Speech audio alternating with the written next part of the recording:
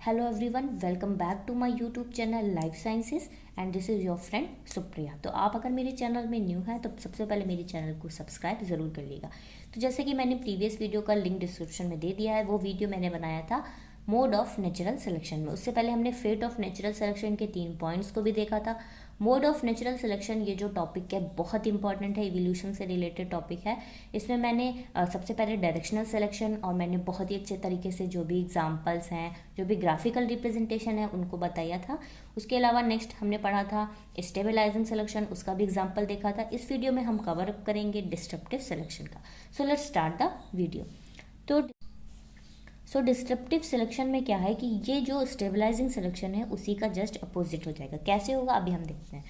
Under disruptive selection both extremes are favoured at the expense of intermediate varieties.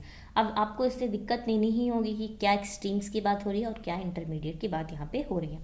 तो disruptive selection में क्या होता है कि दोनों ही एक्सट्रीम्स को सेलेक्ट कर लिया जाता है या फेवर्ड कर लिया जाता है। उसके अलावा यहाँ पे इंटरमीडिएट को एलिमिनेट किया जाता है।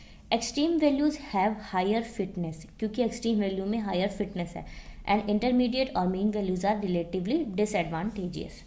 It can be viewed as the opposite of stabilizing selection because the intermediate types are selected against। यहाँ पे जैसे कि ये मैंने एक छोटा सा एग्जांपल आपको बता दिया है कि आप देख सकते हैं कि ये क्या है, ये कंडीशन जो है वो है होमोजाइगस और ये कंडीशन भी होमोजाइगस है और ये है हेट्रोजाइगस। तो एक तरह से आप समझ सकते हैं कि हेट्रोजाइगस कंडीशन क्या हो गई, इंटरमीडिएट हो गई।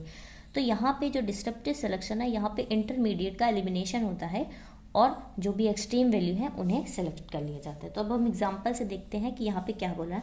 उसके अलावा पहले हम कॉमन एक ग्राफ देख लेते हैं, फिर हम एग्जाम्पल की तरफ बढ़ेंगे।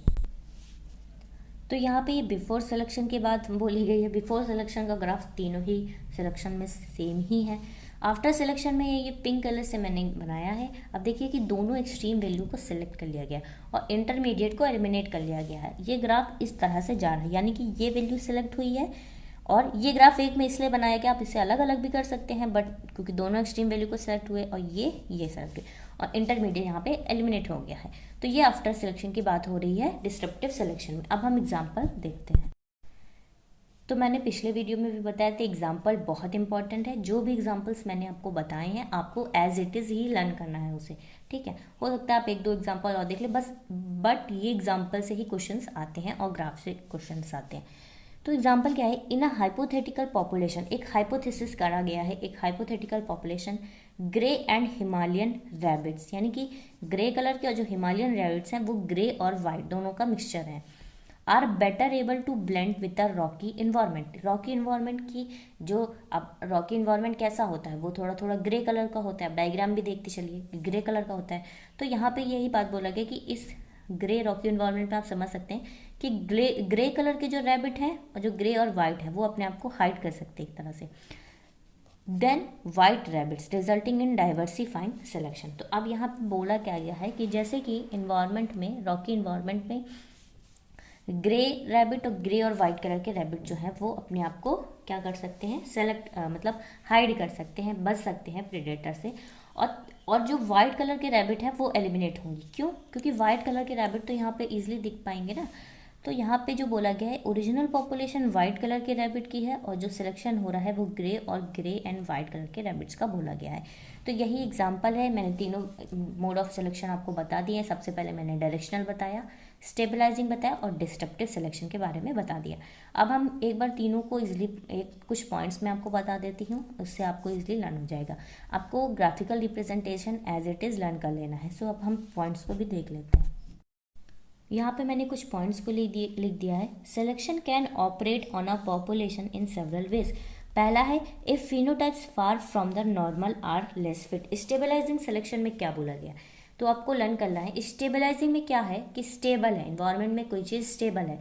तो स्टेबल कोई चीज़ कैसे हो सकती है, ना बहुत ज़्यादा और ना बहुत ज़्यादा कम। तो इसमें ग्राफिकल रिप्रेजेंटेशन से आप समझिएगा, जो मैंने बता दिया है कि इंटरमीडिएट का सिलेक्शन हो रहा है। आपको सिर्फ इतना लर्न करना है कि स्टेबलाइजिंग सिलेक्शन में इंटरमीडिएट फिनोटाइप या फिर मीन या फिर एवरेज का सिलेक्शन हो रहा है। If an extreme phenotype has adapted value.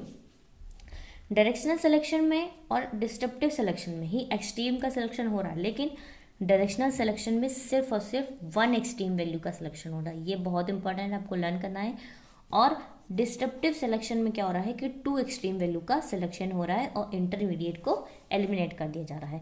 If different environmental circumstances favour different phenotypes, अलग अलग फिनोटाइप्स को फेवर कर रहे हैं, तो यहाँ पे क्या हो रहा है कि दो एक्सट्रीम वैल्यूज का सिलेक्शन हो रहा है।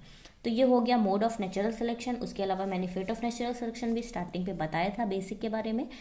बहुत इजी है ये टॉपिक। आप ग्राफिकल, आप पहले पूरा टॉपिक एक बार लर्न करिएगा, पढ़िएगा, समझिएगा, उसके बाद ग्राफिकल रिप्रेजेंटेशन पे फोकस करिएगा।